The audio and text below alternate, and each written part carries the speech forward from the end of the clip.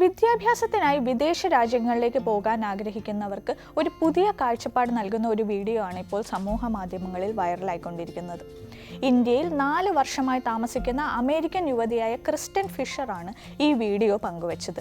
ഇന്ത്യയിലെ വിദ്യാഭ്യാസവും അമേരിക്കയിലെ വിദ്യാഭ്യാസവും തമ്മിലുള്ള ചില പ്രധാന വ്യത്യാസങ്ങളെക്കുറിച്ചും ഇന്ത്യയിലെ വിദ്യാഭ്യാസം എങ്ങനെയെല്ലാം അമേരിക്കയിലേതിനേക്കാൾ മികച്ചതും ചിലവ് കുറഞ്ഞതുമായിരിക്കുന്നുവെന്നും ഫിഷർ ഈ വീഡിയോയിലൂടെ വിശദീകരിക്കുന്നു.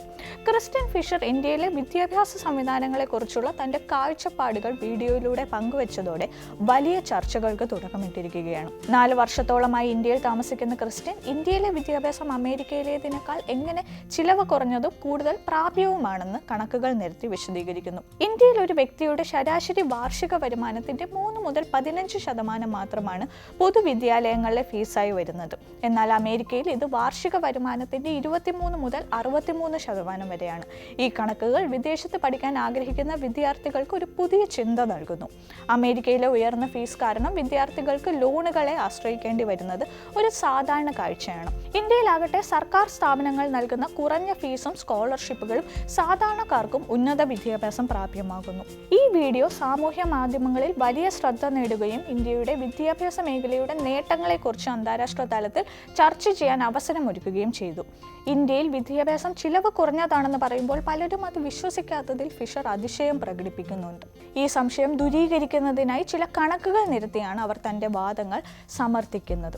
ശമ്പളത്തിലെ വ്യത്യാസങ്ങൾ പരിഗണിക്കുമ്പോൾ പോലും ഇന്ത്യയിലെ വിദ്യാഭ്യാസത്തിന്റെ ചിലവ് വളരെ കുറവാണെന്ന് ഫിഷർ ചൂണ്ടിക്കാണിക്കുന്നു. ഇന്ത്യയിലെ ഒരു വ്യക്തിയുടെ ശരാശരി വാർഷിക വരുമാനം ഏകദേശം 3.3 ലക്ഷം രൂപയാണ്. അതേസമയം അമേരിക്കയിൽ ഇത് ഏകദേശം 41 ലക്ഷം രൂപ വരും. വരുമാനത്തിലെ ഈ വലിയ വ്യത്യാസം സ്വാഭാവികമായും ജീവിത നിലവാരത്തെയും മറ്റ് ചിലവുകളെയും സ്വാധീനിക്കുന്നു. എന്നാൽ ഉന്നത വിദ്യാഭ്യാസത്തിനുള്ള ചിലവുകൾ താരതമ്യം ചെയ്യുമ്പോൾ സ്ഥിതി വ്യത്യാസമാണ്. ഇന്ത്യയിൽ ഒരു വർഷത്തെ കോളേജ് ഫീസ് 10,000 രൂപ മുതൽ 50,000 രൂപ വരെ ആകാം. ഇത് ശരാശരി വാർഷിക വരുമാനത്തിന്റെ 3% മുതൽ 15% വരെ മാത്രമാണ്. എന്നാൽ അമേരിക്കയിൽ പൊതുവിദ്യാലയങ്ങളിലെ വാർഷിക ഫീസ് പോലും 10 ലക്ഷം മുതൽ 26 ലക്ഷം രൂപ വരെയാണ്. ഇത് അവരുടെ വാർഷിക വരുമാനത്തിന്റെ 23% മുതൽ 63% വരെ വരും. ഈ താരതമ്യം വ്യക്തമാക്കുന്നത് വരുമാനം കൂടുതലാണെങ്കിലും അമേരിക്കയിലെ വിദ്യാഭ്യാസ ചിലവുകൾ സാധാരണക്കാരുടെ വരുമാനവുമായി താരതമ്യം ചെയ്യുമ്പോൾ വളരെ കൂടുതലാണ് എന്നതാണ്. അമേരിക്കയിലെ വിദ്യാഭ്യാസം ഇത്രയധികം ചിലവേറിയതാകാൻ ചില കാരണങ്ങളുണ്ട്. അധ്യാപകരുടെ ഉയർന്ന ശമ്പളം, ആധുനിക ഗവേഷണ സൗകര്യങ്ങൾ, സാങ്കേതിക വിദ്യകൾ എന്നിവയെല്ലാം ഈ ചിലവുകൾ വർദ്ധിപ്പിക്കുന്നു. കൂടാതെ സ്വകാര്യ സർവകലാശാലകളിൽ ഫീസ് പൊതുസ്ഥാപനങ്ങളെ അപേക്ഷിച്ച് വളരെ കൂടുതലായിരിക്കും. അതുകൊണ്ട് തന്നെ വിദ്യാർത്ഥികൾക്ക് പഠനം പൂർത്തിയാക്കാൻ വിദ്യാർത്ഥി വായ്പകളെ ആശ്രയിക്കേണ്ടി വരുന്നു. ഇത് പലപ്പോഴും അവരുടെ ഭാവി ജീവിതത്തിൽ വലിയ സാമ്പത്തിക ബാധ്യതകൾ സൃഷ്ടിക്കുന്നു. എന്നാൽ ഇന്ത്യയിലെ സാഹചര്യം വ്യത്യസ്തമാണ്. ഇവിടെ സർക്കാർ നിയന്ത്രിത സ്ഥാപനങ്ങളിൽ വളരെ കുറഞ്ഞ ഫീസിൽ ഉന്നത വിദ്യാഭ്യാസം നേടാൻ സാധിക്കുന്നു. കൂടാതെ സർക്കാർ പല സ്കോളർഷിപ്പുകളും സാമ്പത്തിക സഹായങ്ങളും നൽകുന്നുണ്ട്.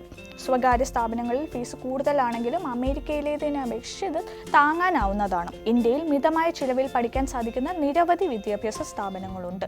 ഇത് സമൂഹത്തിലെ എല്ലാ വിഭാഗം ആളുകൾക്കും ഉന്നത വിദ്യാഭ്യാസം നേടാനുള്ള അവസരമൊരുക്കുന്നു. ക്രിസ്റ്റൻ ഫിഷറിന്റെ ഈ വീഡിയോയ്ക്ക് ലഭിച്ച സ്വീകാര്യത ഇന്ത്യയുടെ വിദ്യാഭ്യാസ മേഖലയെക്കുറിച്ചുള്ള നല്ല കാര്യങ്ങൾ അന്താരാഷ്ട്ര സമൂഹത്തിന് മുന്നിൽ അവതരിപ്പിക്കുന്നത് എത്ര പ്രധാനമാണെന്ന് കാണിക്കുന്നു.